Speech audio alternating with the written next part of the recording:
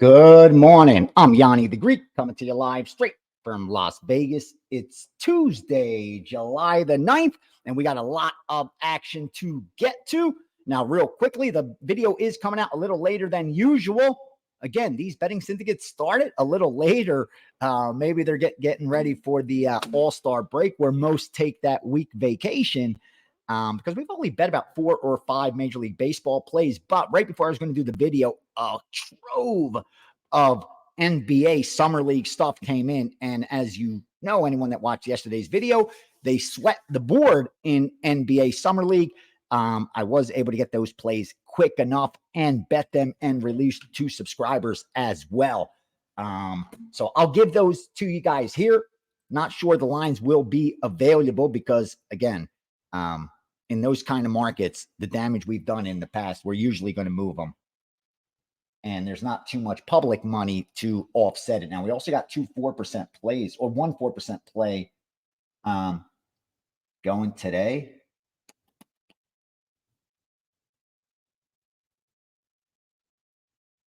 Two 2% plays going today. That's what I thought. Made sure I didn't incorrectly rate one. So, yeah, 2 4% plays in baseball. Like I said, a handful of NBA Summer League and even a WNBA play. We're coming off a split where we lost in baseball. No surprise. Just baseball has not been going well. Maybe we need this break to kick some ass in the second half. Because historically, baseball has been the money sport. In fact, whenever I've been asked over the last 15 years, if you've watched any of my videos, podcasts, radio segments, when asked, what's your favorite sport to bet? I say that's a 2-part question. My favorite sport to bet, and because I watch, is MMA. I enjoy watching it also. But as far as if I could only bet one sport, it would be baseball. That provides the most opportunity for us year in and year out, and historically has produced the most volume, which ultimately produces the most profit. So it's very easy to choose baseball more than any other sport. And with that said, having a losing first half of the season is extremely surprising. So see if we can bounce back in the second half. Because once we get back those baseball units, all systems go. I'm excited for what's ahead. Should have a bomb monster NFL college football season. We're really ready for that. I got my agents lined up and ready to go. Have all the groups lined up and ready to go. So here we are.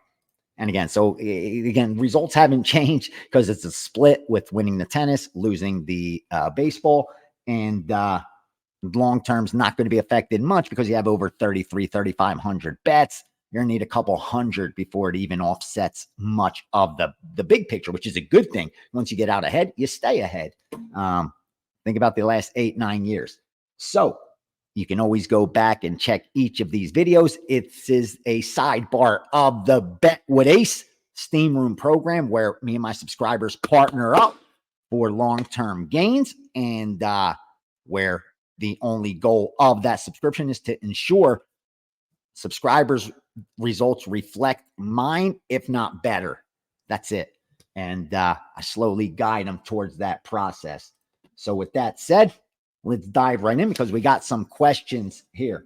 You know what? I'm going to go ahead and give you the NBA. Let me just give you the NBA as today's freebies because they are premium plays. Now, I probably shouldn't be giving this many out. But we do have enough baseball. We also have Euro Cup. We have France. Going to need them to get past Spain today.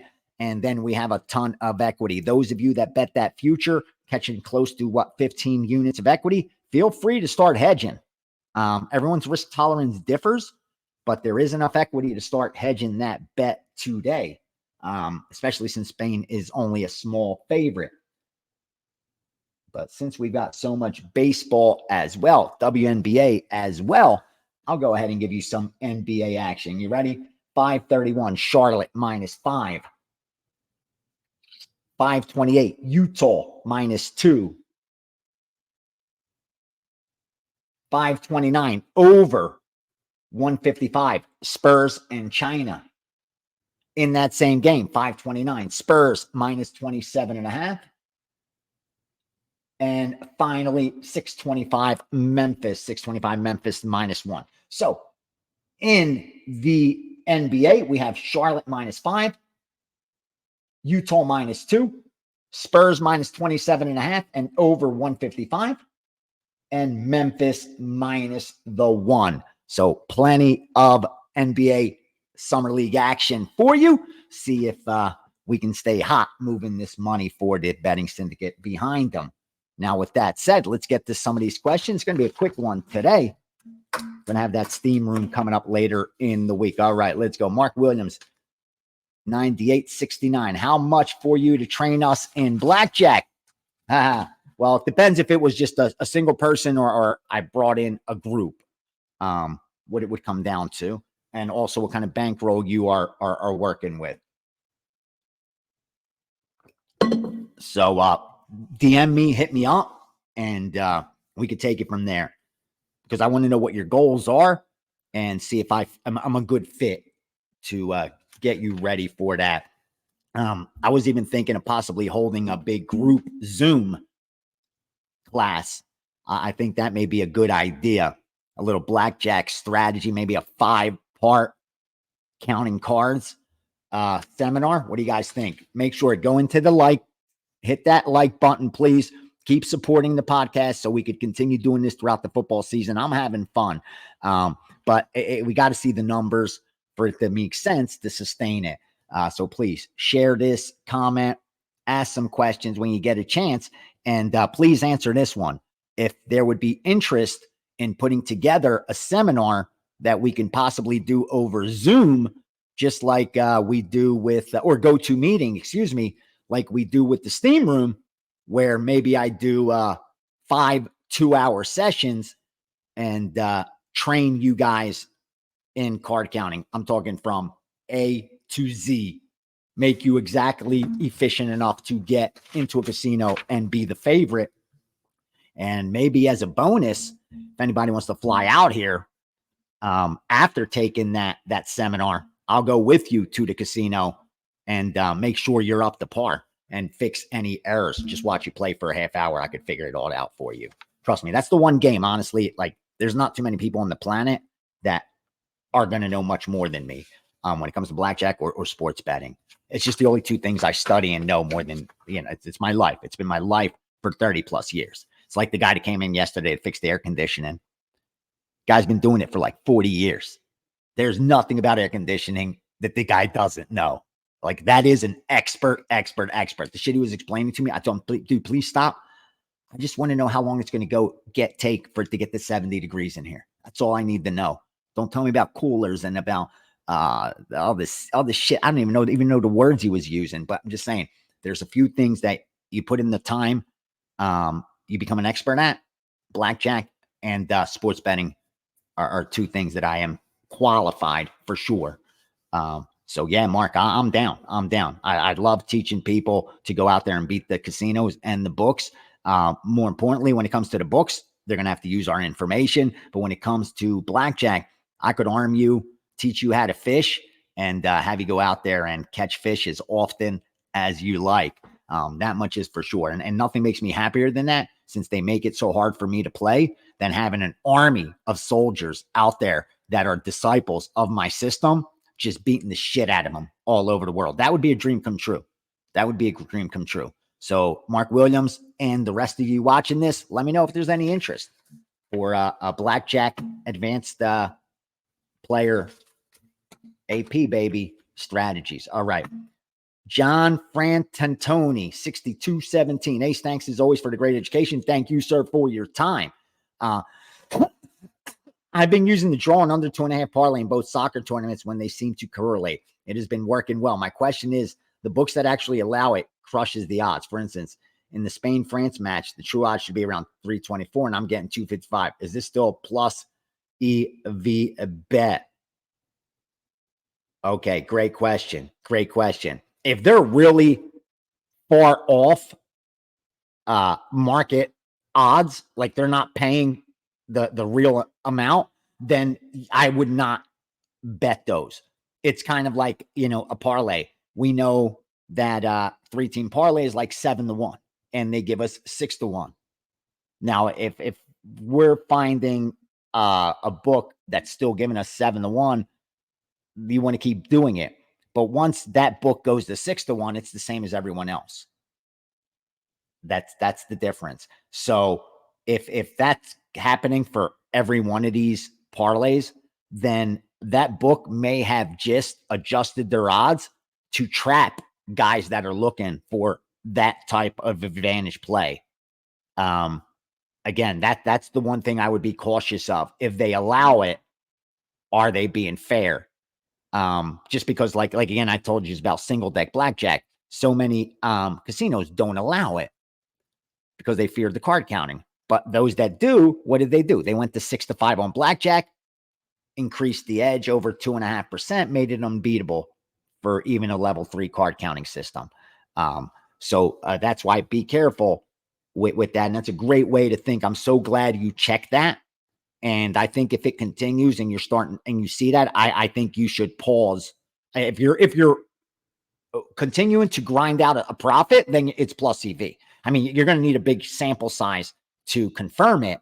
But it may just not be as advantageous as when you were getting the fairest of odds. You see what I'm saying? Like you could still be getting maybe 6.5-1 on that 3-team parlay instead of 6-1, like everyone else is given. That's still better. It's not the 7-1. So it would still be negative EV, but maybe instead of getting a 7.5-1, now what you're doing, you're getting at 7, where you're at that point. So I wouldn't just drop them, but I would monitor it, compare it to the other books if you line, or just put in the parlay, go to parlay calculator and put in what it should pay and see how off the difference is. You seem like a sharp dude. So just the fact that you're paying attention to it tells me you're going to figure that out. And I pray to God you found that golden goose that you could just keep laying eggs and just don't drill him with it. Be selective. Of some weeks, just don't even bet a single soccer play in there. And you could just beat them slowly, without them even getting a hint that that's what you're doing. All right. Jeffrey Moore, 2779. Ace, I'm always looking for plus EV play. Yes, sir. I studied dice control for a year, but found the edge is too small to even when you can avoid unforeseen variables and takes way too much practice. What are your thoughts on dice control? I love it. I love that you brought that up. I met one guy, Schizo, that I know saw with my own eyes dice slice. That's what he called it. I'm a dice slicer, he said to me. That's what I do. I slice dice. I had no idea what the fuck he was even talking about. Anyway, he says, you got bankroll, I got skills. But he was a degenerate. That's the problem. Like, he's the kind of guy that could win $100,000 in an afternoon of craps and then lose 120 at the blackjack table on his way out, even though he doesn't have an edge at blackjack. It's just that kind of guy. So here's what I saw. We went to the casino. The way he did it was this. He'd grab both dice. One dice would fly in the air, would go up. The other one would spin across the felt. They would only allow him to do it one time. Okay? But you unload on that bet, we made our money. And the way he would do it was, depending on what the bet was, the one dice was that number. The one dice was going to be that number. And my man, sometimes we would even get more than one because they wouldn't even notice.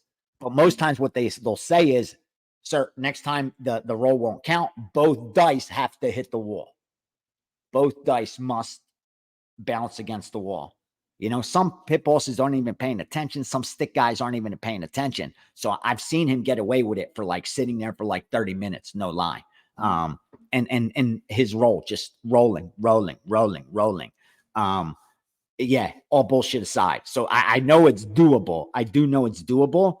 I think it's a very, very tough skill to acquire. I think you have to have OCD like I do and just practice it so much. And I think then still you're going to have to go to that table and it's under those different conditions. Can you still do it? Do you have the exact table at your place to practice it because of the bounce? Like, it's just a very difficult skill set. I think there's easier ways to find EV in a casino than slicing dice. If you can do it, have at it. Just team up. That's how I know he's done it, where he just flips the dice. It's someone else doing the betting. Sometimes it's 2 or 3 people doing the betting, and he's just putting $10 pass lines, acting like I don't even know what the hell you're talking about. Dice hit what wall? And he has an accent, doesn't speak English great. So, I mean, it's perfect. He gets away with it. I've seen him, no lie. I've seen this man. I've sat at a blackjack table with this gentleman, and I've watched him add chips to his hand after knowing that he won. Meaning, like, he has a 20 and the dealer has a 17 and he had a $200 bet, and all of a sudden you look down and there's $400 there. Schizo was the best at that. Sleight of hand, the best at it. The best at it I've ever seen.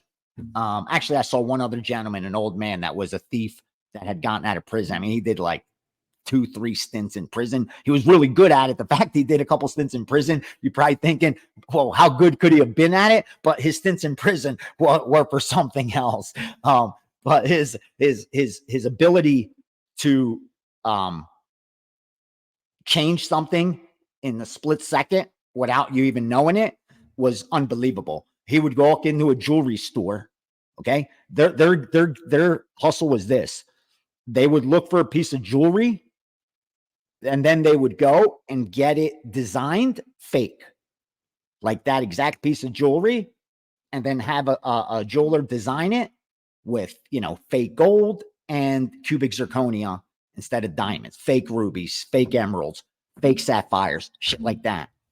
He would create these beautiful freaking rings, and then he would go back to these jewelry stores, dressed to the nines, beautiful girl with him, looking the part, pull up in a freaking $100,000 car, that kind of shit. And next thing you know, my man sleight of hand in the piece of jewelry like you can't believe. One of the best thieves I've ever seen in my entire life. I didn't see him actually pull off the jewelry heist, but he was pulling off whatever he wanted to me in front of me, with change, with a watch, with like, dude, I was in awe.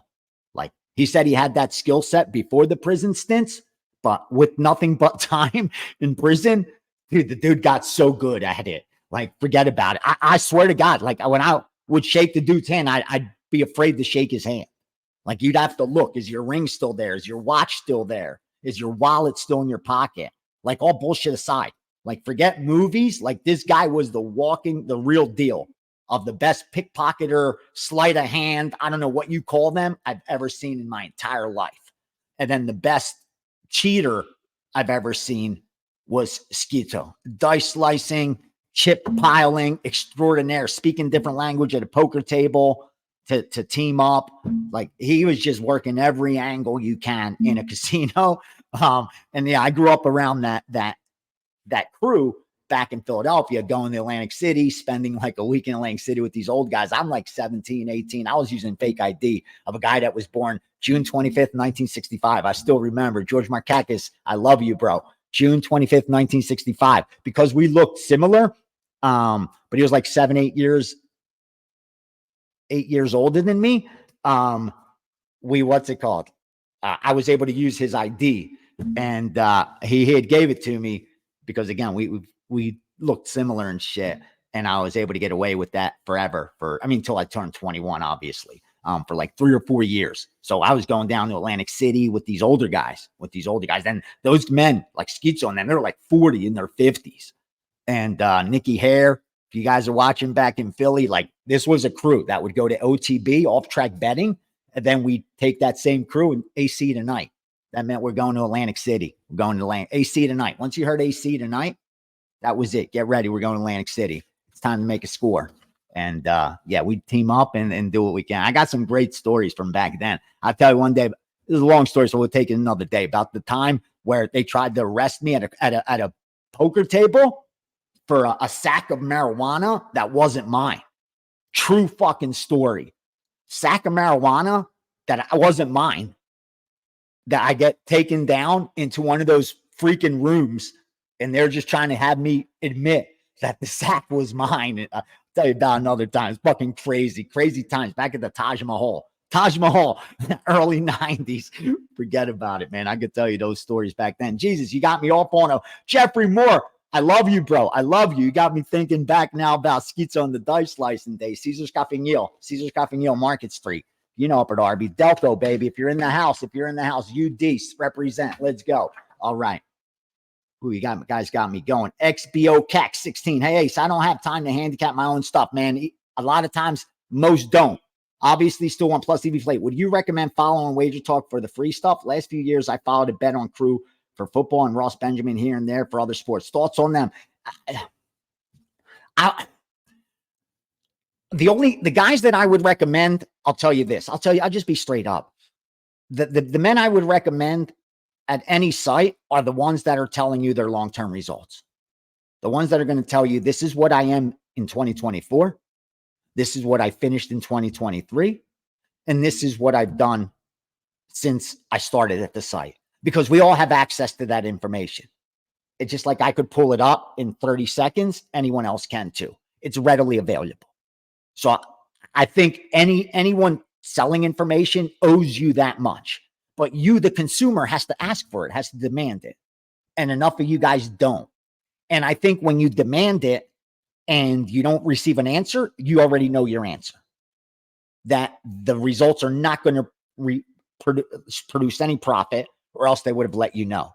And if the long-term results aren't profitable, then you're hoping to get lucky because they're not plus EV bettors. That's just how it goes.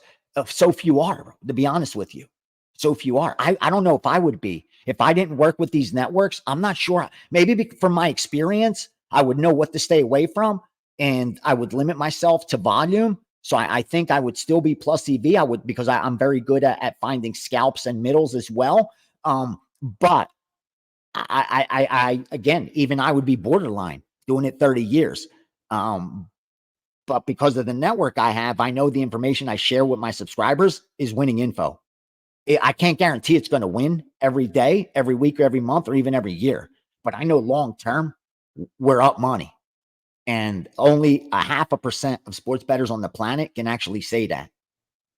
And, you know, that's same with a site. If you have a site with 100 guys that are selling picks, the odds are 0.5% of them, like we know, are profitable. Let's say because these guys are professionals and that's their only job. Maybe it's 2x or 3x more than the average guy. That would still only be 1.5%. So if they have 100 cappers, the most you could expect is 2 of them to be plus EV. Just putting, again, I'm telling you what the casinos tell us is the math. Now, it could be different, and some sites are lucky and get a handful of these guys, and that's why some sites have 0 plus EV guys, and that's fact. There are plenty of pick selling sites where 0, none of the pick sellers are plus EV. None of them. Every one of them, every single one is negative lifetime earnings at the site and selling picks. That I know for fact. I know that for 100% fact. And a handful of them are your bigger sites as well. WagerTalk, I could promise you, is not one of them. And in fact, we have a higher percentage of guys that are plus EV and profitable guys long-term than you would expect for the amount of cappers, which is, you know, either a product of randomness or a product of that. If this is the job, maybe the percentage that actually do win is higher than just your average sports bettor. Maybe it is 5% of pick sellers are able to win compared to 0.5% of sports bettors. Maybe it's 10x higher than the average guy because that is all they're doing. But even then, at 10%, if we have 50 guys, then there's going to be 5 of them that you expect to be profitable. So try to narrow down to those guys. You can't guarantee they're going to have a winning football season this year, but you're going to be in the best position to have a winning football season. Because a plus EV guy is the most probable to be plus EV in the future. Unlike a negative EV guy who you're just hoping to be the product of good luck in the future. And that they have a lucky NFL season, a lucky college football season. That's my advice, my man. And I just keep it real. You know me, I keep it honest. And thankfully, I have the support of the brass at WagerTalk. because they want nothing more than to do right by the subscribers. All right, Smathing and Sharon Daily. That's Neil Siri. 803. I know that. Give us the quote of the day today, my friend. The only sure thing about luck is that it will change. Ain't that the truth? Ain't that the damn truth? All right. Tank Night Riders. Here we go. Oh, I'm sorry. I forgot the question, Neil. Sorry, Neil. Do you know of any blind wagering systems of significant sample size deserve a mention? Does such a thing exist? Thank you, sir. No, nothing blind. The only thing I would say blind is off market, but you need a huge sample size. Meaning, look at Pinnacle. When books are way off mark, when you find something off market, bet it. Take advantage of it. That's blindly doing it because you're not handicapping the game. It doesn't matter. You let the market and Pinnacle handicap the game for you. So you're just reacting to the market. I would look there. And yeah, there's no always or never I could think of. I wish there was. I'm going to think on that. I will, because there was, there's no progressives, negative progressives. I've tried them all. Although I did use negative progression in Blackjack to get away with counting. One of the best disguises you will ever use. I used a linear negative progression. Forget about it. I'll explain that one to you guys in the seminar if you really want to get away with shit.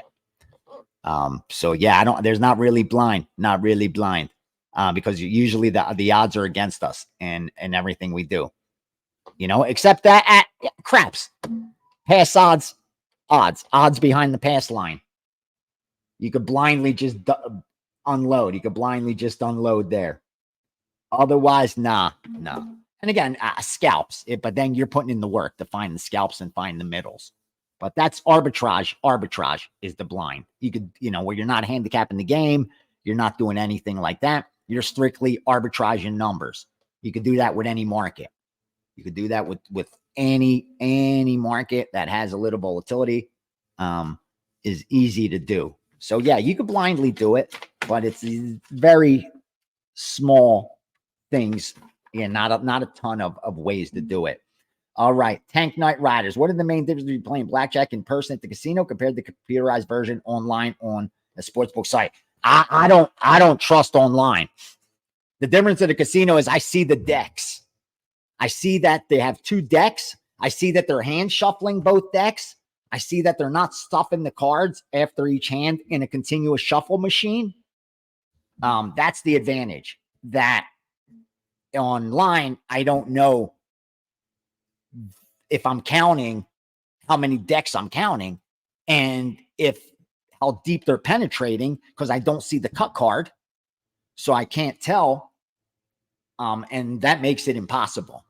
So for you to beat the casino, you need to have a true count.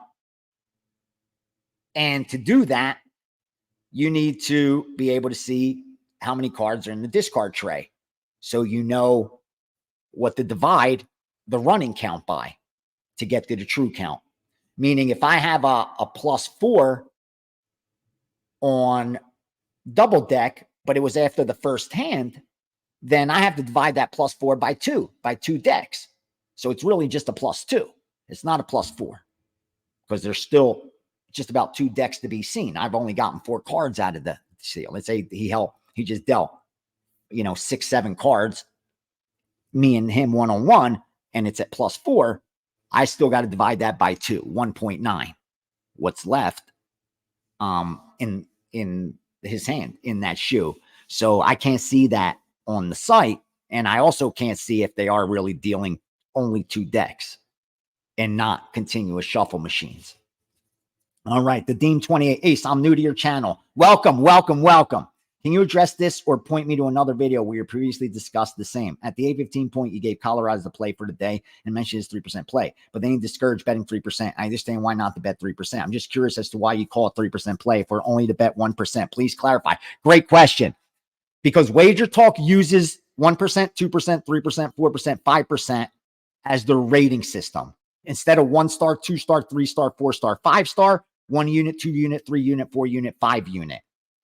That's where it becomes a little bit confusing to my subscribers, because I have my subscribers bet a percentage of bankroll based on the rating, 1x to 5x, but we're going 0.25. And we're moving in 0.25 increments. So we're going 0.25, 0.50, 0.75, 1%, and 1.25. We're never betting more than 1.25. So a 1% rating would be 0.25% bet. A 2% rating would be a 0.50% bet. A 3% rating would be a 0.75% of bankroll bet. A 4% rating would be a 1% of bankroll bet. And a 5% rating would be a 1.25% of bankroll bet. So we are never placing more than 1.25% of our bankroll on any one play. We're flat betting it on dogs, and we're betting to win that amount on favorites. And what does that mean? That simply means with a $10,000 bankroll, you will never bet more than to win 125 on a favorite or flat bet 125 on a dog. That's correct. You're betting $25 units with a $10,000 bankroll and bet sizing those units from 1x to 5x, $25 to 125. Your risk of ruin is 20% with that bet spread, meaning I will double your bankroll 8 out of 10 times. I will lose your bankroll 2 out of 10 times with the edge that we have. That's the math. Now we could, if you want a 10% risk of ruin where I double it 9 out of 10 times, now we have to go to $12.50 units. We have to have, or even $10 units, so that we have 1,000 of them. If we have a $10,000 bankroll and we have $10 units, we now have a 10% risk of ruin. We will double our bank 9 out of 10 times. Have an edge. You control your risk of ruin. You can decide what your risk of being ruined is, because again, even with an edge, you will go broke occasionally. That's just the law of big numbers. That's the math. We can't outrun that, but the fact that we're going to double it 8 out of the 10 times is where we have our edge. And we just keep doing that. Rinse and repeat, rinse and repeat, rinse and repeat, rinse and repeat. So that's how we break down the bet sizing. All right. Next, Michael Profit, like the name already. Ace, I try to rephrase the 2 bankroll question. If there is purchase your 365 package, I just wager your bets for the 365 to follow. Program successful. What about some bets of my own? You bet. Listen, if you got, I'm never going to tell any grown man how to invest their money, how to spend their money, or how to make their money. So you're going to have to decide that for yourself. I could give you my opinion, what I would do. I move stuff for the groups I work with and release a lot of that stuff as premium plays. And then I also have some of my own opinions that I bet and release as premium plays that I'm confident are plus EV. If you are a competent, efficient, winning sports bettor, then you just combine the two. Your bets, my bets, no difference. You're just looking to place advantageous wagers. Now, if you're not there and you haven't been winning, then I would separate the two. I would use what we're betting as your business and use what you're betting as your entertainment. Have fun with it. And with entertainment, it's probably not going to be a significant bankroll, because your significant bankroll should be your business, not our entertainment. If we ever want to get ahead in life and we want to have nice things and have an easier time with shit, then we have to take care of our business first and foremost. So I recommend your business and storefront take the majority bankroll. And then if you want to have some entertainment, have some entertainment. Again, that's on you. But that's how I would do it. I wouldn't have 2 separate serious bankrolls like that. I mean, if it's winning stuff, it's winning stuff. Bring it all out of the same business. That's the business. The business of this is investing this capital into the sports betting market in advantageous positions. So whether it's my stuff or your stuff, as long as it's good bets should come out of the same bankroll. All right. Mario Pearl, 2147. You mentioned that the MLB market has been crushing you this year. And I know I'm a long-term subscriber. Sorry, Mario, man. It has been. I just keep it real, bro. Baseball, I go into every season expecting to fuck that shit up. Like, we're going to have that bankroll for football. Like, I swear, I was so happy when April came around, because usually, not usually, some years we're down a lot. You know what I mean? Or up a lot. And I get so excited because now we're going to compound that and double up, triple up our bankroll possibly because of baseball. Or when we're down, I'm like, oh, we're going to get that back and be up by football. I'm a little surprised. The flip side of that's been April, May, June. We've bet, and we're going to have July, August, and all of September, and then the playoffs as well. So I'm not giving up on us yet. Let me continue your question. So now that there's been a fairly large sample size, about 3 months in, would it make a little sense to adjust maybe unit size, dive deep into seeing whether it's sides, totals that's hurting you? That's what I've been doing. And as you can see, today's a perfect example of that. The betting syndicate I work with, they bet the Texas Rangers first 5, they bet them money line, and they bet them run line. Me, I just combined the bet into one. Believe me, I am on top of looking at the best way we can profit. With that said, let's look at Major League Baseball.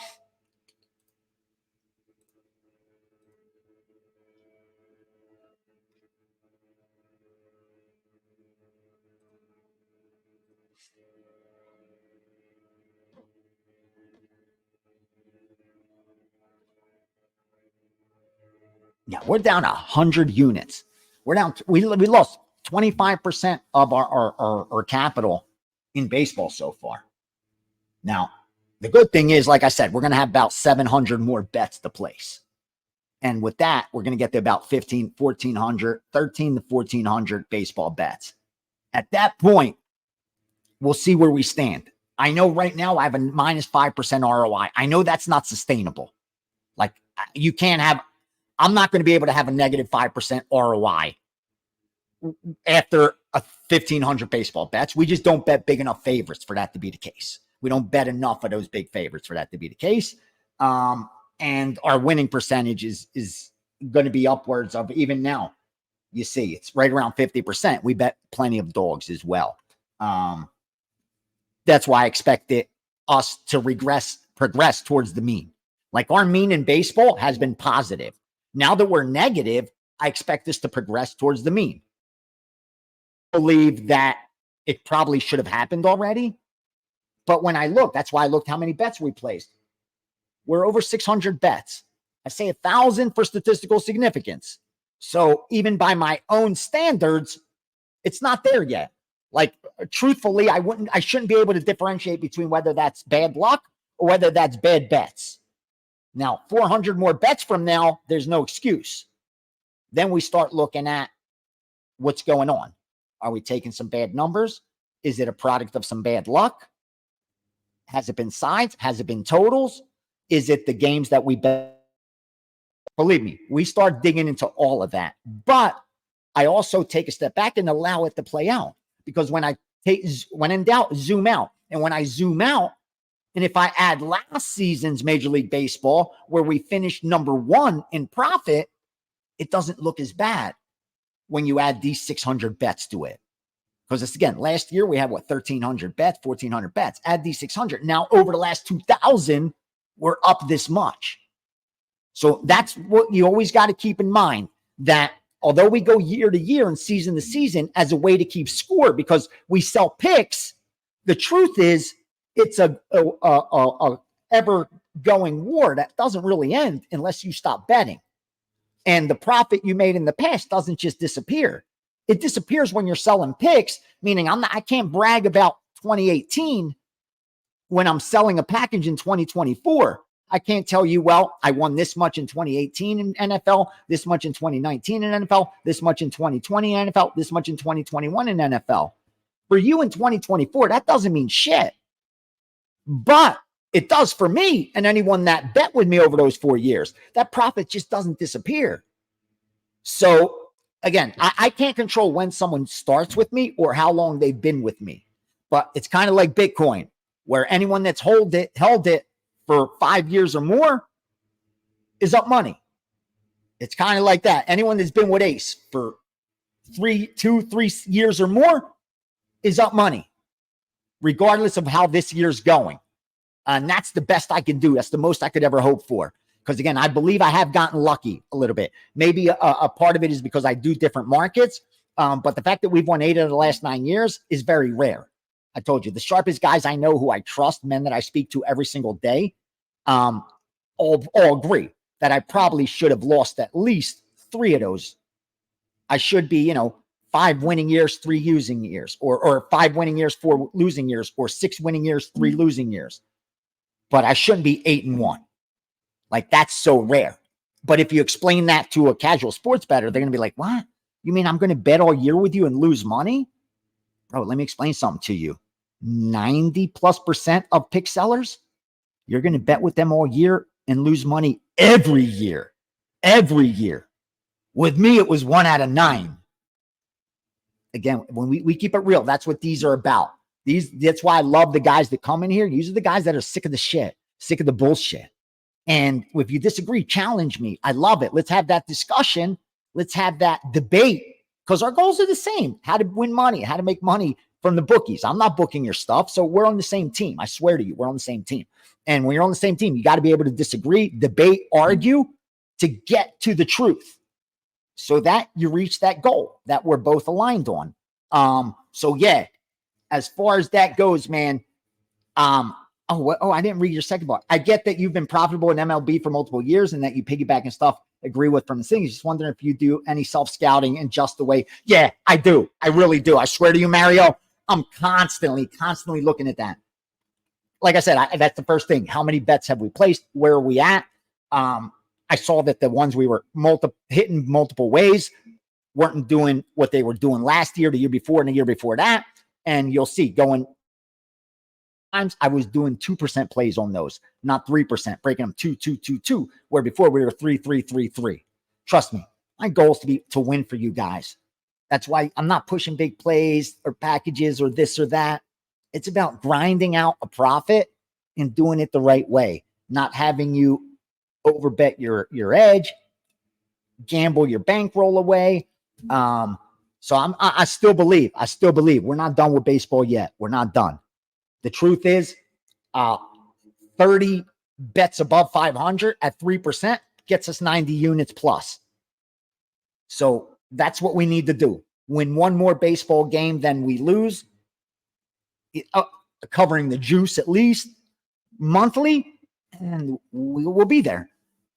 Got to keep the faith and the optimism going. I love you guys. Went longer than I should have stopped this one at 10, 12, 15 minutes. But the questions in the comments are what really matter, because that's where we learn. I love you. Have a